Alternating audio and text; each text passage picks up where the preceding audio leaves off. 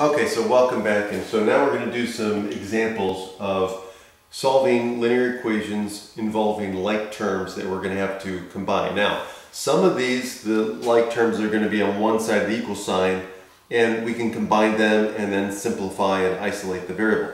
In other cases, we're going to have to move terms, right, using the axioms that we've learned, move them to one side of the equal sign so we can combine them. Okay, so again, the purpose is using the axioms and the idea of combining like terms, now putting it all together to solve linear equations. Okay, so watch how this works. Okay, so now in A here we've got 4x minus 4 plus 7 plus 8, or equals 7 plus 8. Okay, so first of all, here we've got like terms over here we can combine. So the first step I would just combine those.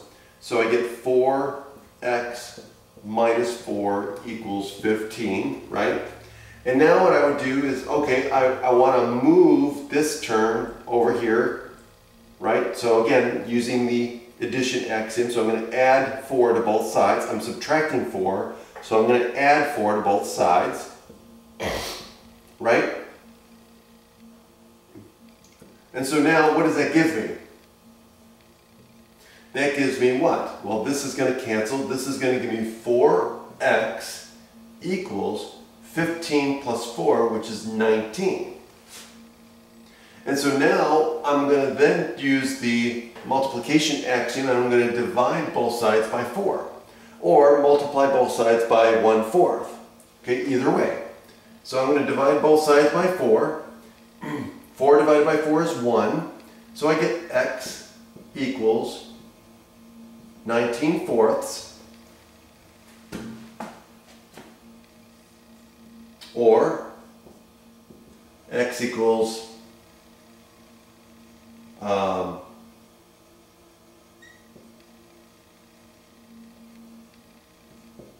3/4. Okay? And that's it. Okay, so now, what about B? Now what I'm going to do is I've got a like term here, so I need to move this over so I can combine like terms. So again, I'm just using the addition axiom. So it's going to be minus 4 on both sides. So I'm subtracting 4 from both sides, and I get 2x equals 8 minus 4, which is 4. And so now I'm going to, I want to isolate the x variable, so I'm going to divide both sides by the coefficient here, which is 2. Okay? And so what do I get? I get x equals what? 2. Right? Again, 2 divided by 2 is 1. 4 divided by 2 is 2. I'm done. Now, what about this one?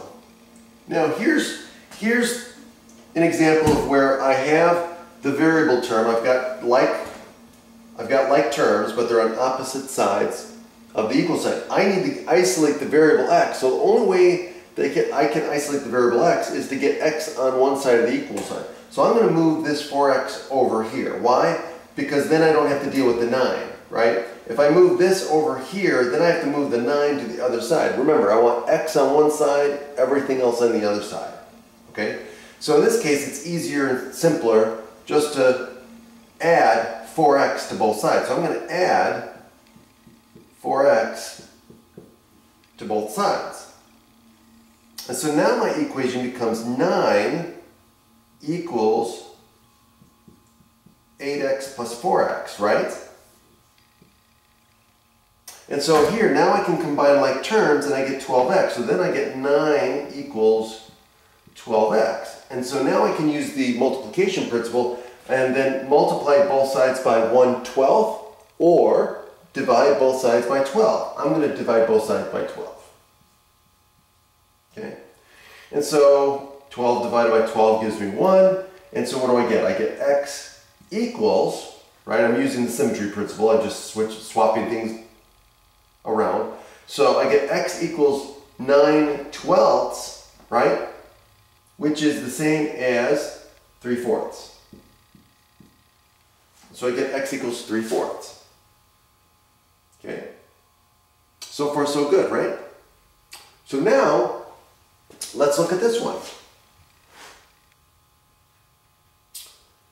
In this case, we've got lots of things going on. So let's combine like terms on one side. So we've got a 3x and a 4x here. So let's combine it. So we get 4x minus 3 equals 3x plus x is 4x, and we get minus 3. Now, do you notice something?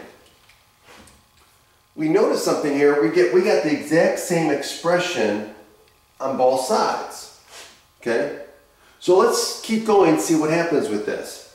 Well, what am I going to do? Well, I got to try to isolate the variable, right? So I'm going to subtract 4x from both sides. And I got to move, if I'm moving the x's this way to the left, I'm going to move the constants, everything else to the right. So I'm going to add 3 to both sides, right? And so what happens here is what? These cancel out. Minus 3 plus 3 cancels out. Plus 4x minus 4x cancels each other out. Everything cancels out. And we get 0 equals 0. So what does that mean? One, notice that x drops out. We don't even have x. All we end up with is a true statement of 0 equals 0.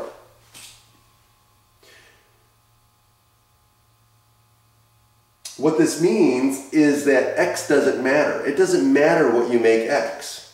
You could make x equal anything and you'll get a true statement. That's what this means. So that means x can be anything. So that means the solution to this equation is all real numbers, all numbers. So what do we call equations like this, where this happens? We call this an identity. These are what we call identities. Okay? So an identity is an equation where you can have an infinite number of solutions. There are an infinite number of solutions to the equation, and we call that an identity. Okay? So anytime you end up with 0 equals 0 or 3 equals 3, anytime you end up with the exact same thing on both sides of the equal sign, you know you have an identity. And again, make sure you know that so you can identify that if asked to as well. So, but understand that that means that there's an infinite number of solutions for x. X can be anything. Okay? And I think that's it for